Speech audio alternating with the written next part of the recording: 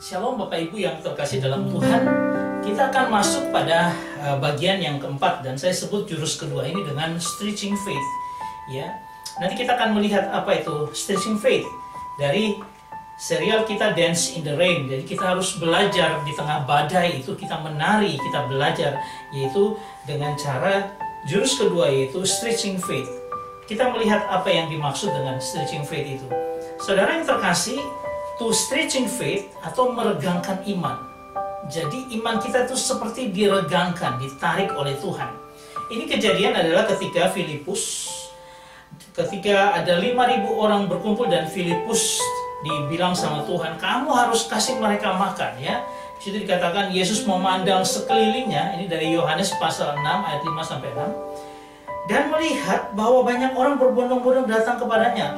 Lalu ia berkata kepada Filipus, di manakah kita akan membeli roti supaya mereka dapat makan?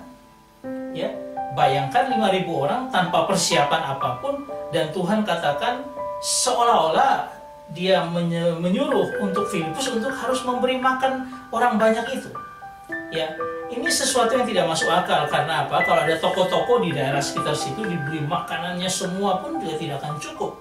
Karena kalau itu ada 5.000 orang laki-laki ditambah dengan istri dan kemudian anak atau anaknya, ya, makanya bisa mencapai 15.000, dan tidak mungkin ada yang bisa menyediakan. Nah, terus dikatakan begini, hal itu dikatakannya untuk mencobai dia. Jadi seolah-olah Tuhan itu sedang menengok kepada Filipus sambil tersenyum lalu tanya, bagaimana kita memberi makan orang-orang ini?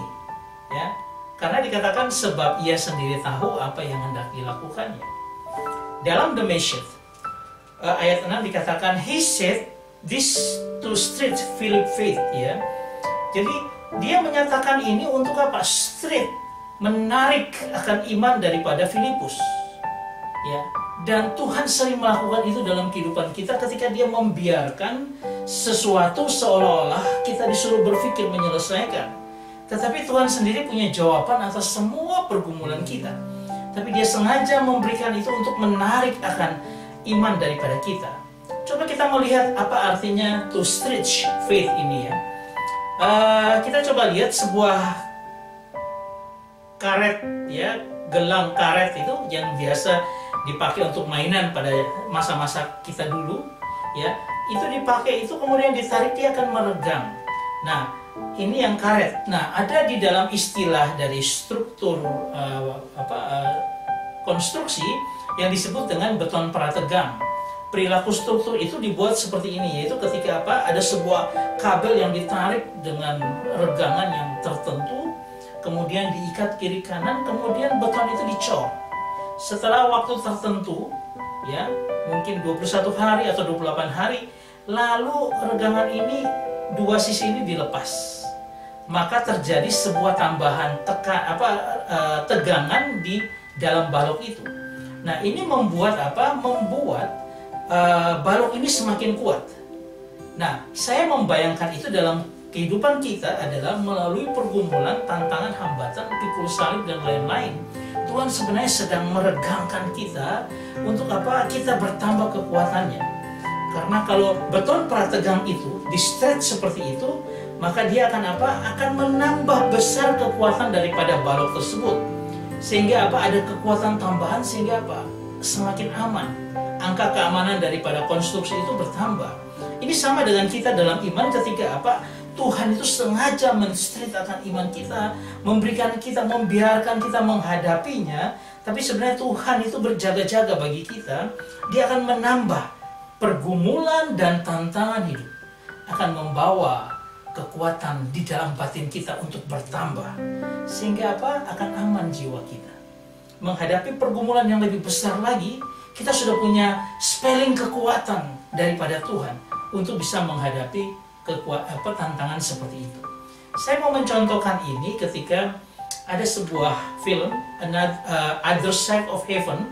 Ini adalah anak yang mati. Jadi ada seorang penginjil muda di sebuah pulau di kepulauan Hawaii, di kepulauan New Zealand, ya, di mana dia menghadapi sebuah masalah ketika ada seorang anak yang jatuh dari pohon di hutan dan anak itu sudah kelihatan mati. Dan ketika dilihat, anak itu sudah mati, tetapi orang tuanya karena hanya ada satu-satunya penginjil di situ dan mereka di pulau yang terpencil, ya, sehingga apa? Sehingga mereka tidak punya harapan yang lain kecuali kepada si penginjil ini, dan penginjil ini baru melayani di situ. Dia menghadapi sebuah pergumulan yang besar ketika apa? Orang-orang itu mempercayakan bahwa dia bisa menyembuhkan akan anak ini. Nah, bagaimana seorang anak muda yang baru melayani sebagai penginjil yang masih muda di tempat itu harus melakukan apa ketika dia dipercayai seperti itu? Dia tidak punya pilihan lain kecuali mencoba dan berharap Tuhan tolong. Di situ ada suatu pergumulan batin, tetapi dia tetap teguh dengan apa? Aku mau percaya saja pada Tuhan, tetapi saya mau diolah Tuhan dalam pergumulan itu. Dengan apa? Dia akhirnya berharap dan dia berdoa. Dia belajar untuk apa? Sungguh-sungguh menyerahkan pada Tuhan, tetapi terus dia bergumul terus dalam Tuhan. Untuk apa? Untuk menyerahkan itu kepada Tuhan dalam pergumulan doanya. Dan akhirnya dia mendapatkan hikmat Tuhan, ya dia hanya akan berdoa, ya, dengan membalikan badan seperti itu, dan dia terus berdoa, berharap akan Tuhan menolong anak ini. Tetapi dia sudah ditarik imannya untuk belajar bahwa berharap pada Tuhan itu satu-satunya jalan yang dia harus pilih. Dan akhirnya dia berdoa untuk anak itu. Dia berdoa anak itu. Bukan hanya berdoa beberapa jam, tetapi dia berdoa terus untuk anak itu. Nah, ini siang, pagi misalnya kejadian itu. Dia berdoa terus. Ini lagi ditarik imannya untuk berharap pada Tuhan.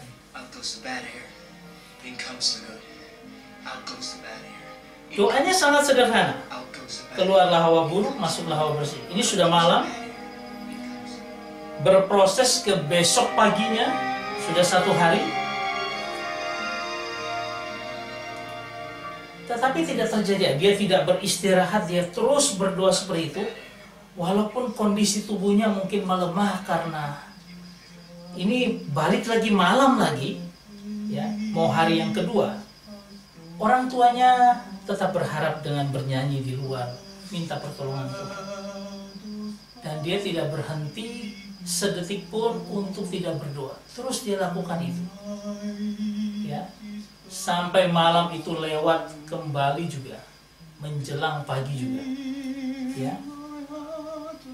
Ini bagaimana kehidupan kita itu sering ditarik Tuhan. Supaya apa? Kita begitu berharap kepadanya dan kita terus dibangun dalam iman yang teguh di hadapan Tuhan. Karena tidak punya jalan lagi. Kadang-kadang kita diperhadapkan dengan masalah yang seperti itu. Tidak ada jalan lain kecuali kita melakukan ini. Dan itu yang Tuhan ingin, supaya iman kita ditarik oleh Tuhan, meregang, agar ada kekuatan baru yang Tuhan taruh di dalamnya. Sudah besok paginya,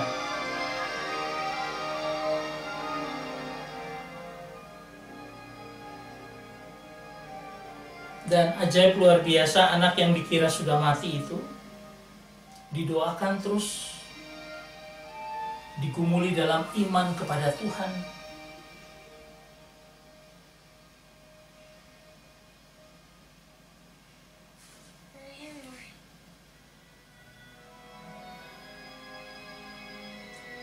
Betapa luar biasa leganya si penginjil muda ini. Tapi dia sudah semakin punya iman yang kuat bahwa Tuhan bisa bekerja dalam kondisi yang mustahil sekalipun.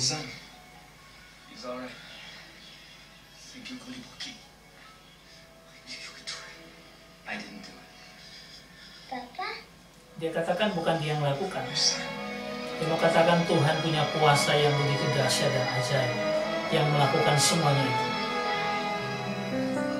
Dan ini membangun akan iman daripada orang-orang di desa atau di pulau yang terpencil itu. Saudara yang terkasih, kita belajar tentang pisteo, arti kata iman dalam bahasa Yunani. Yang kedua, yaitu to be persuaded, ya. Artinya ini adalah arti persuaded ini adalah terbujuk rayu, ya. Saya mau katakan begini. Ada seorang yang melihat orang yang lain yang lebih tinggi, mempunyai standar kualitas yang hidup moral yang jauh lebih tinggi, dan dia terbujuk, waduh ini luar biasa. Saya ingin seperti itu, saya ingin ikut dia. Kemudian dengan kesadarannya, lalu dia menyerahkan seluruh hak prerogatifnya, hak istimewa, hak aku mau melakukan apa saja sekehendak saya serahkan kepada orang yang lebih tinggi itu. Artinya dia semacam dibujuk atau diberikan sebuah hal yang luar biasa, sehingga dia tertarik dan dia mengambil akan seluruh kehidupan orang yang dia percaya itu, dan dia menyerahkan haknya untuk melakukan hal lain. Dia sekarang tinggal melakukan keinginan daripada orang yang dia percaya itu.